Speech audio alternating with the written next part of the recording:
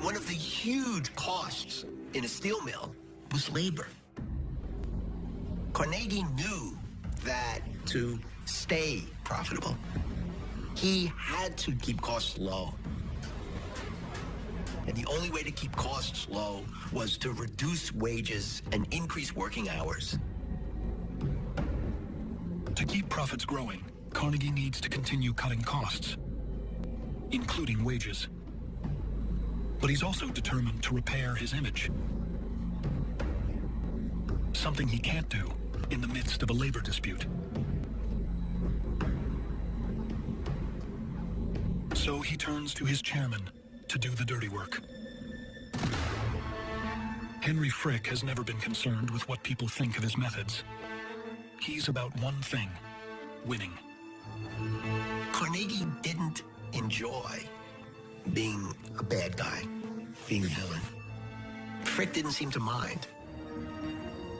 I think the great leaders find partners who basically can exploit their weaknesses, but not kind of dance on their strengths. Instead of hiring weaker versions of themselves, they hire people that are tremendous experts at what they're not.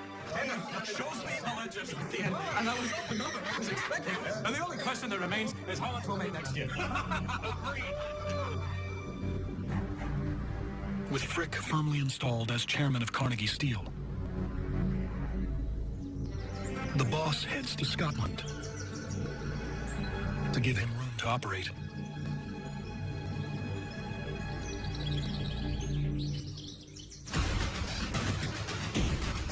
The industrialists of that period of time are people who are out for themselves to make large fortunes as quickly as possible, even if it means pressing the envelope of what they have to do. Frick begins squeezing all that he can get out of the workers at Homestead. Frick decided that the only way to keep the plant running efficiently was with a 12-hour day, 6 days a week. What that meant was intolerable working conditions. No one could work 12 hours a day. If you're working in an office, you fall asleep at your desk. If you fall asleep in a steel mill, you end up dead.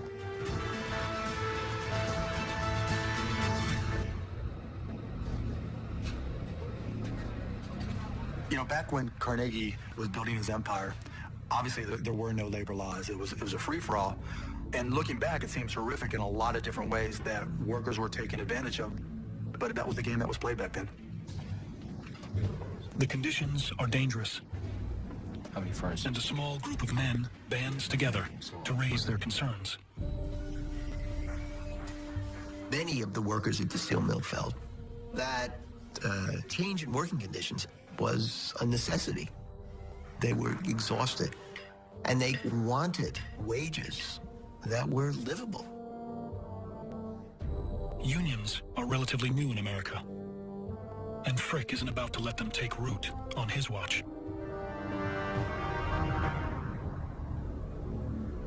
But before acting, he seeks his boss's counsel.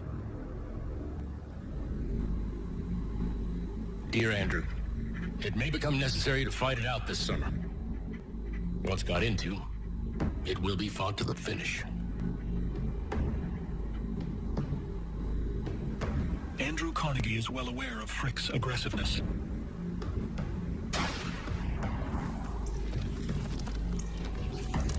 It's why he's put 3,000 miles between them.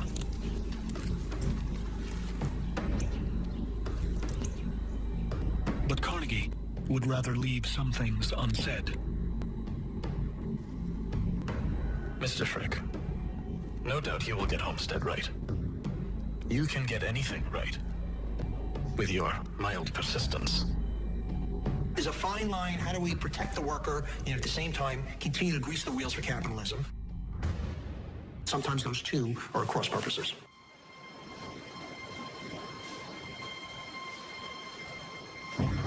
Frick takes Carnegie's words as a clear indication that it's time to go to war. He ramps up production, pushing his men harder than ever. In case of a strike, he'll have a stockpile of finished steel. The men are spending half their lives in the dreadful and dangerous conditions. And they're about to reach their breaking point.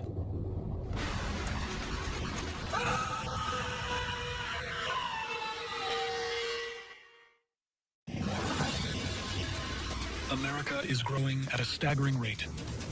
Linked by railroads, the country is uniting for the first time. The age of steel has arrived. And Andrew Carnegie is building America's cities, erecting skyscrapers that dwarf anything ever seen. Andrew Carnegie was somebody that I think in terms of, because I do buildings, and he really came up with the mass production of steel. He was the first, and he was the biggest by far, by a factor of 30 times. And what he built was unbelievable, and just got bigger and bigger and bigger. To meet the demand for his steel, Carnegie orders his chairman, Henry Frick, to increase production, while he heads to Scotland.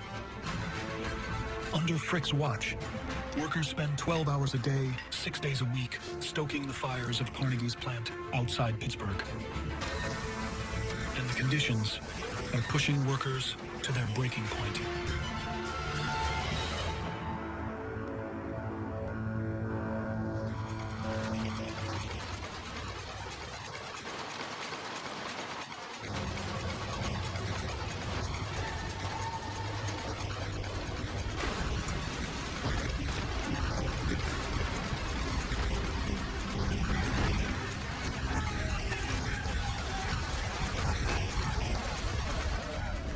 May the Lord in his love and mercy help you. May the Lord free you from sin and save you and raise you up. In the name of the Father, and the Son, and the Holy Spirit.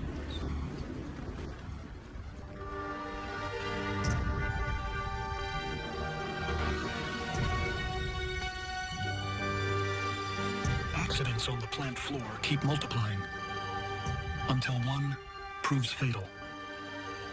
The death has the potential to unite the overwhelmed workforce.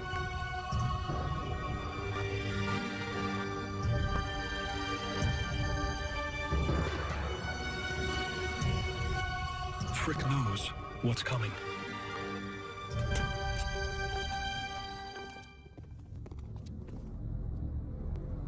Dear Andrew, I'm not prepared to believe we will win without a severe struggle. I regret to say it does not seem that there is any other course open for us. We would better make the fight and be through with it.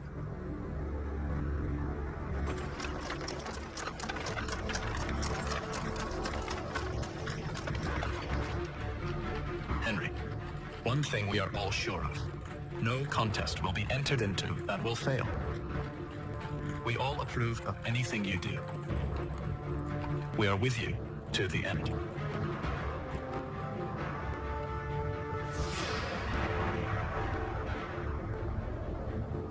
Knowing his boss has his back, Frick throws the first punch. He tells workers that Carnegie Steel won't negotiate, and conditions won't be improving. Frick didn't understand that the steel workers believed that the mill belonged to them. They were the ones who made the steel. You know, it was their plant. And they weren't going to let this nasty little Frick take it from him. Under the management of Mr. Frick, Carnegie Company has wiped out organization in the Edgar Thomson Works, has wiped out organization in the Coke region, and are about to wipe out organization in Homestead. The time has come to send Mr. Frick a message. We do not accept the new pay scale. We do not accept the poor working conditions. We do not accept the long hours. And why can we do this? Because we are a union. And nobody will break us. All those in favor of striking, raise your hands.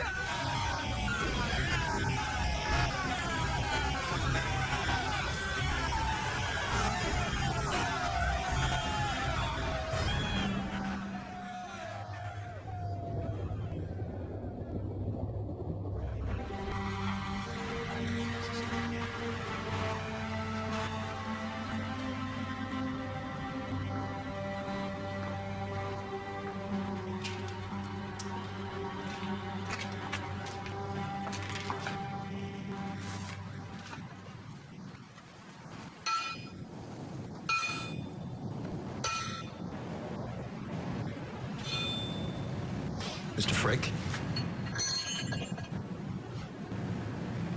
I'm giving you one more chance to call off this strike. I'll make sure any man who walks out never returns. Say.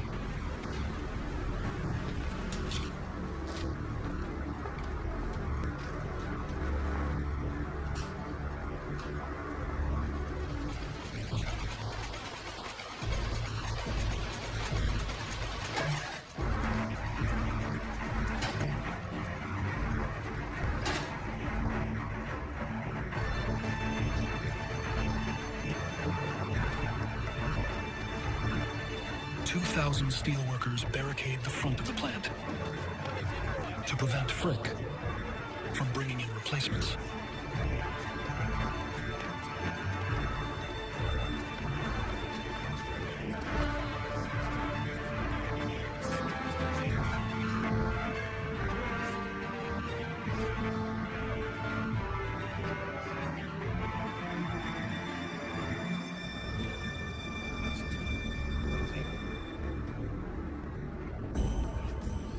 The fight has turned personal. But Frick isn't about to back down. He calls in reinforcements.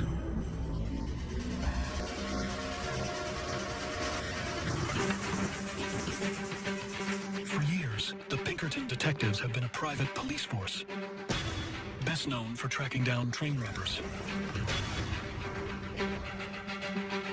They even stopped a plot to assassinate Abraham Lincoln and were hired as the president's personal bodyguards.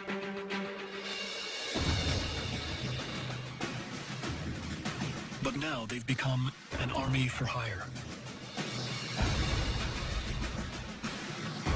With more men and guns than the U.S. military.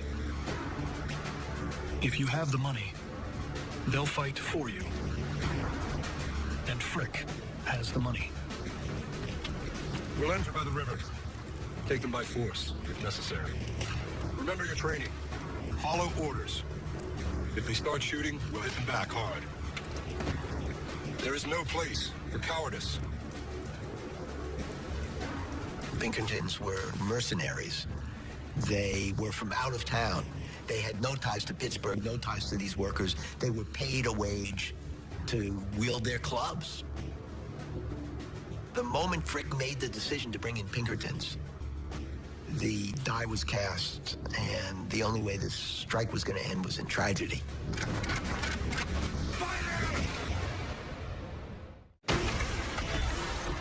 The building of modern America is in full force. Cities teem with new construction projects built of steel. That steel travels around the country on railroads that unite us as never before.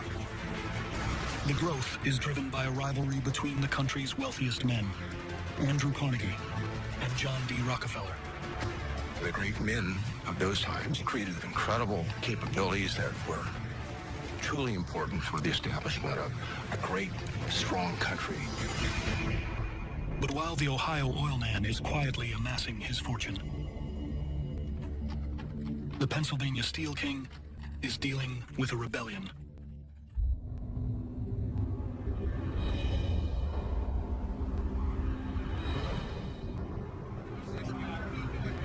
2,000 men barricade themselves inside the Homestead plant.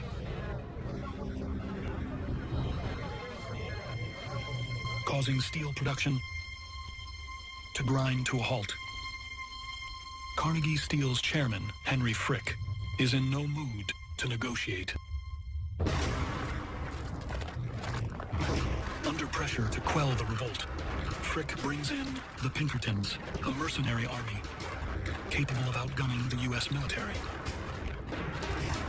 And their presence threatens to be the spark that lights the powder keg. Frick thought to himself, when the workers see the Pinkertons, when they see that I'm not going to back down, they will back down. He thought a show of strength, a show of resolve was all that was needed. And that would be the end. He badly miscalculated. Hold your ground.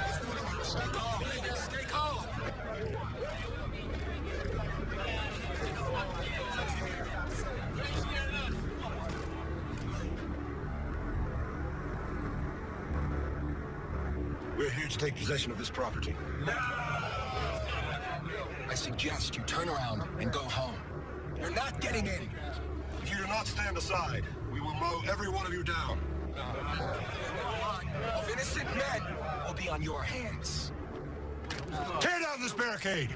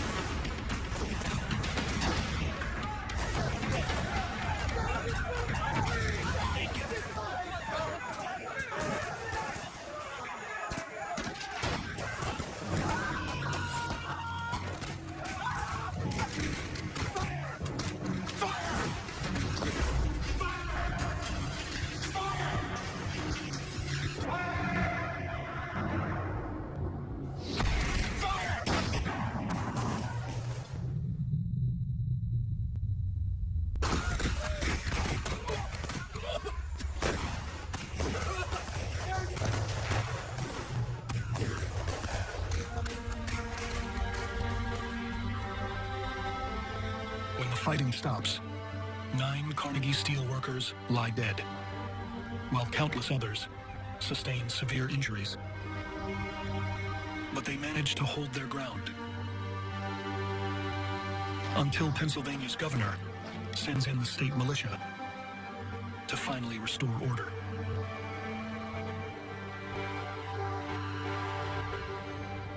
Homestead is back in the hands of management.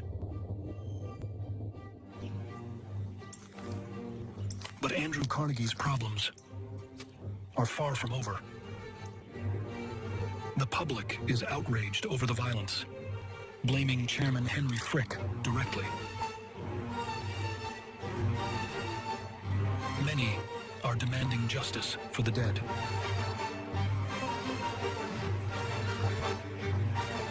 Mr. Frick.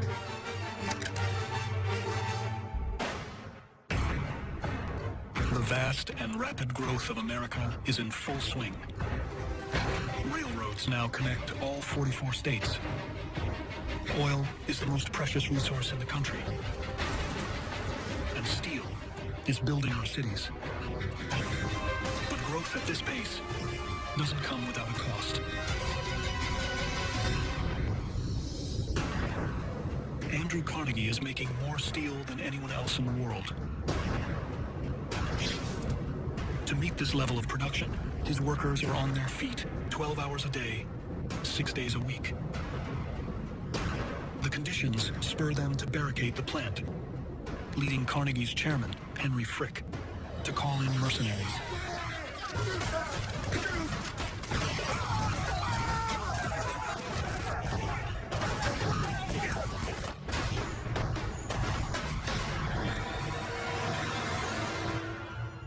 A bloody battle leaves 9 workers dead.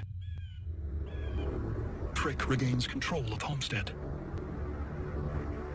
But while the carnage is over, the public outcry is just beginning.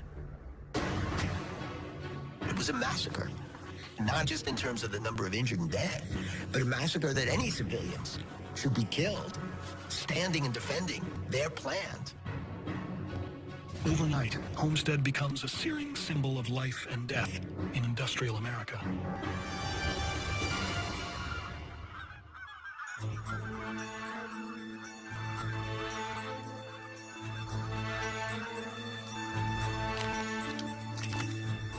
Carnegie probably was appalled at what happened at Homestead. He prided himself on portraying his company as an enlightened, progressive company, which in many ways it was. What Homestead did was to cast a stain on that and on his reputation that he had a very hard time living down. Carnegie extends his stay in Scotland, hoping the distance will allow the controversy to blow over. But American reporters track him down. Excuse me, just a word. No, gentlemen. Mr. Carnegie, are we... At another time, gentlemen. Just a word. I'm not in the habit of giving interviews in the middle of public parks. Mr. Carnegie, Get out of my damned way!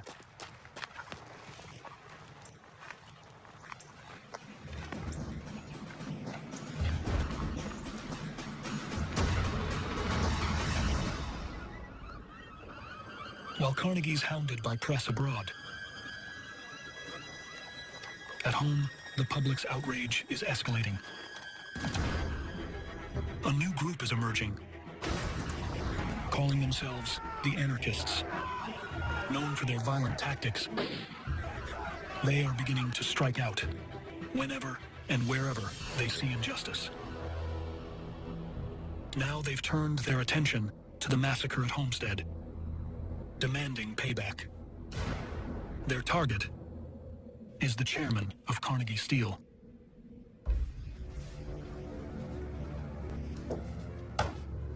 Henry Frick is determined to get steel production back up to speed. But his enemies have other plans.